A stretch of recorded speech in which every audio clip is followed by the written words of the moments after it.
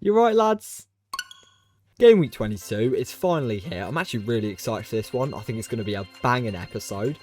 Let's not waste any time. Fulham are easy favourites, currently sitting in 7th compared to a poor 10th place Chelsea. Last time they matched up, Fulham actually did beat the Blues at Craven Cottage, I believe 2-1. Saying that, Chelsea's form has at least gotten better, I'd say. I think the way they're playing... Oh, sorry about that. I think the way they're playing, I think they played well against Liverpool. They did win against Palace. So maybe, just maybe, they'll get a result here. Mudryk, in specifics, has already become a fan favourite. And I was right saying he'd add some explosiveness. That's exactly what he did when playing against the Merseyside club. Dribbling-wise, he's superb and he's going to bag here for sure. I'm going to tell you that he's going to get his first goal for Chelsea. It will end up being 2-1 to Fulham.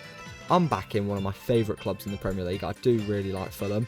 Mitrovic, man of the match performance. I reckon he's going to get a brace. Why not? Where they'll be dominant in the whole entire 90. Yeah. I mean, absolutely no chance that you're getting anything out of this Everton. No chance. They just sacked Lampard. In my opinion, a terrible decision. I think if you actually would have listened to him, Mashiri would have bought the players he wanted and gave him time. Maybe just rebuilded the whole entire club under him, he would have been a massive success, I'm telling you right now. But then again, Sean Dyche, what an appointment. That was very smart, because he does live and breathe survival. We can't forget what he's done for Burnley. You know, looking at that Burnley squad now compared to back in the day, wow, just the work he did with them. Somehow getting that team to stay up consistently, even getting Europe. What's going on here? Arsenal was super strong and were actually quite unlucky to get knocked out, obviously, by the Citizens in the Cup. I think they dominated. 4-0 battering to the London-based club. Arteta's team proving me wrong. I have to give you credit. After 1 point in the last 5 Premier League games, I reckon Bournemouth are going to sack O'Neill.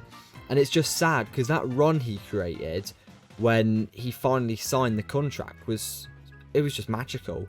I'm personally a fan of him. I think if you go down to the Championship, he'll probably get you back up, but I don't think he's the man to take you to survival. On the other hand, Brighton are doing exactly how Bournemouth want to be doing. They just knocked out Liverpool 2-1 in the Cup, and there's a question. Can they do what Leicester didn't do and make themselves an elite side, make that form permanent? I believe so. I reckon De Zerbi is a manager who maybe can really flourish with this Brighton side. I mean, he's left no traces behind him when Potter left. He's settled in so quickly and so perfectly. Going forward and defensively, they have no issues. I'm going to say 1-0 to them. A perfect scoreline where Mitoma will score again. What a baller. I hate playing Palace. I hate it. In added time. Oh my god. It's Elise for Palace, and it's over the wall! Why is it we always have to drop points against them? It's such a joke.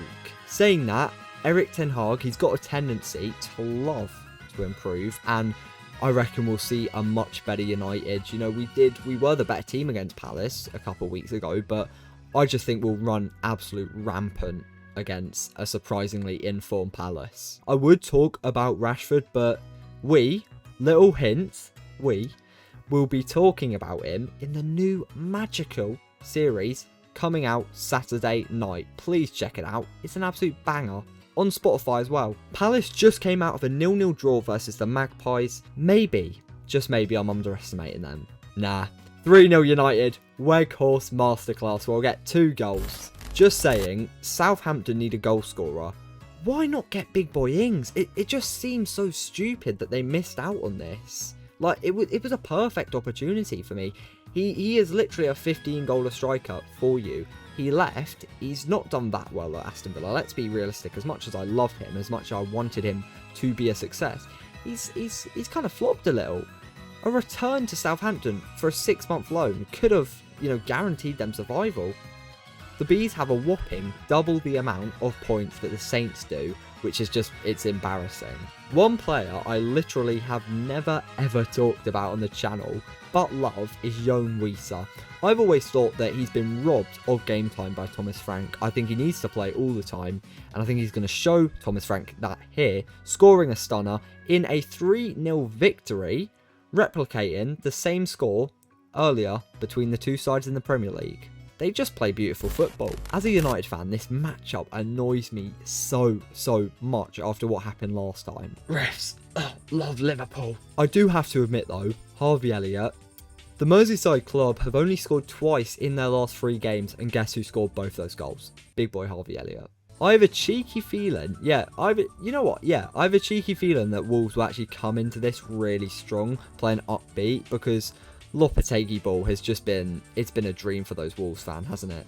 It's completely transformed, the atmosphere around Wolves, and it is impressing. Maka, 2-1. I'm going to say for Núñez to score a strike that wins it in the late stages. Do I have any stats to back that up? No, but why not? It's going to happen. Such a boring game this is. The last 5 times they've faced each other, it's been extremely matched, with Villa winning 2, Leicester winning 2, and them drawing once. Bailey will run the show with his blistering pace, and you know what? I give the weirdest predictions. I'm going to give another one. Wout Faes, yeah, that's right, Wout Faes to score another own goal to give it 1-0 to Villa. He's so bad. I don't know why people don't talk about how bad he is. I think he's worse than Maguire. You actually this stupid? I don't know. You don't know. You know why you don't know? Because you don't think. That's why. You don't think. You never figured out how to think. Maka, come on, he can't be worse than Maguire. If you actually think about it, which I have been, both clubs have switched places since last year, with Newcastle actually chasing European football, but the Hammers trying to escape the relegation zone. Gotta give it to you lads. The consistency of Newcastle has just amazed me. I mean, it's so weird how they don't have bad games. Yes, they draw a couple, but they always somehow manage to do at least a 6 or 7 out of 10 performance. I hope we get Saudi owners. Again lads, please check out Saturday's upload to see what I think of Bowen. Yes, we talk about him as well. I promise it is worth the watch. It is genuinely crazy how good this new series is going to be. He did get a brace last time out, so I think he's going to score again. It's going to be 1-1 with Moyes' side playing a little bit more upbeat than we will expect. Leeds went all out for McKennie, and it's just a match made in heaven, isn't it? I feel like he would complete the midfield along his natives, Aronson and Adams. Forest seem to get better and better each game week, and it will take a big performance from Marsh's squad to even get anything out of this. But I am loving how they're playing, so mark my words, Rodrigo, he's going to absolutely tear apart this leaky Forest defence and play as he did at the start of the season.